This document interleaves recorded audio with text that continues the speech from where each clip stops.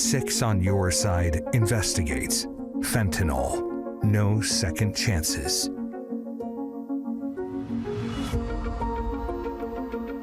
Thinking what will happen to you or your child? Think again. It looks like a speck of salt, smaller than even a portion of a raindrop, and it could be inside of anything from weed to Adderall to cocaine, and it is deadly. Tonight, an On Your Side investigation into fentanyl. The most important thing to gain from watching here, you will learn about the tools your family can use to help save lives. 2 families in Shelby County know the devastating effects of addiction all too well.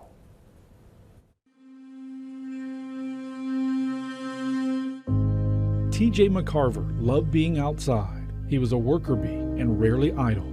He loved life. He loved his family and friends. He loved the outdoors.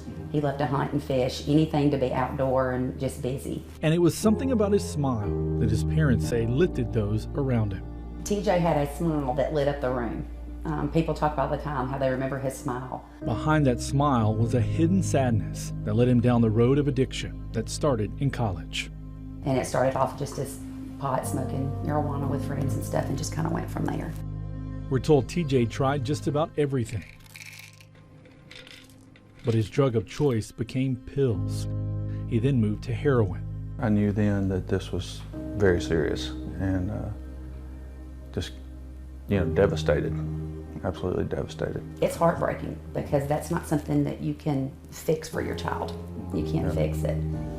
So it's hard. Just a couple of years later, in 2018, their worst fears became reality. TJ was behind the wheel when he ran into the back of an 18-wheeler just north of the Walker Chapel Road exit. In his system at the time, a combination of drugs, including fentanyl.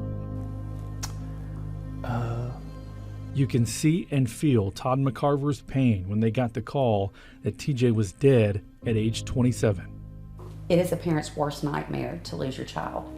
And especially when you know they are going down this road that is not healthy for them. You anticipate that something bad's going to happen all the time, but you're never ready for it when it does. TJ's dad is a fire medic. He had a gut feeling that one day his son could overdose. I can't tell you how many times I've responded to that call myself, and to see that. And I'm glad, on one hand, it didn't happen that way, just because it's just hard. It's hard for the family. The McCarvers, including TJ's sister Taylin, now turning their grief into purpose. They want the community to know about TJ's journey. He battled addiction for 8.5 years.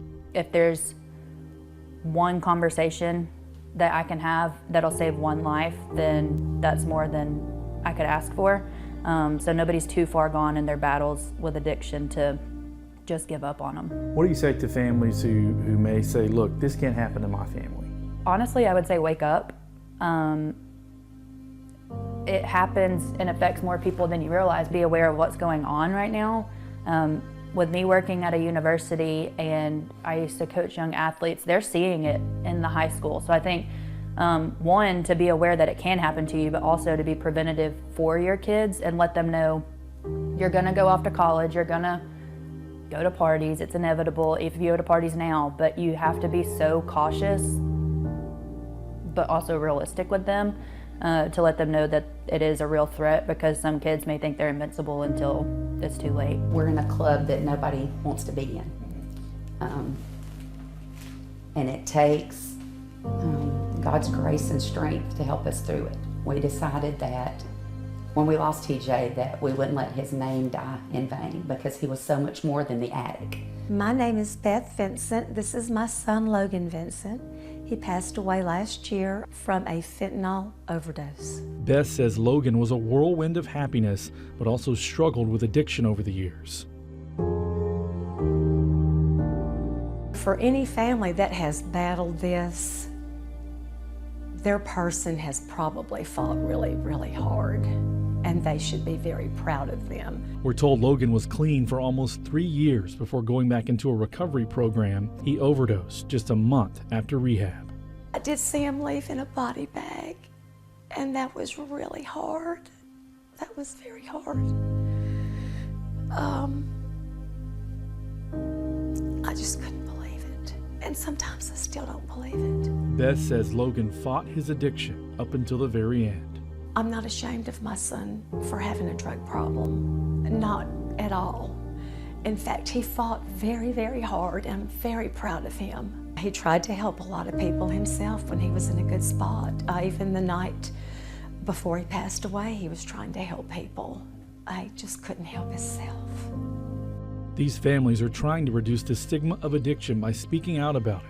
One way is having tough conversations with your loved ones. The hardest thing I ever had to tell TJ,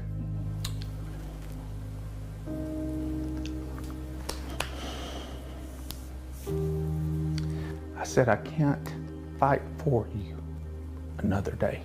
I just can't. I said, I cannot.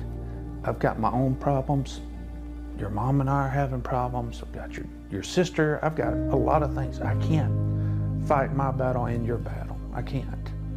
I said, and I'm not gonna fight for you, not one more day. I said, but I will fight with you the rest of your life if you will fight. You know, you have to make that choice. Addiction can happen to anyone, no matter where you live. There is help and there's hope.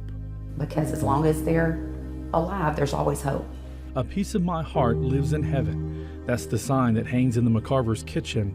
It's that faith that keeps them going. It's one of those things where people say time heals, and time does heal, but you don't get over it, you just learn how to live without it.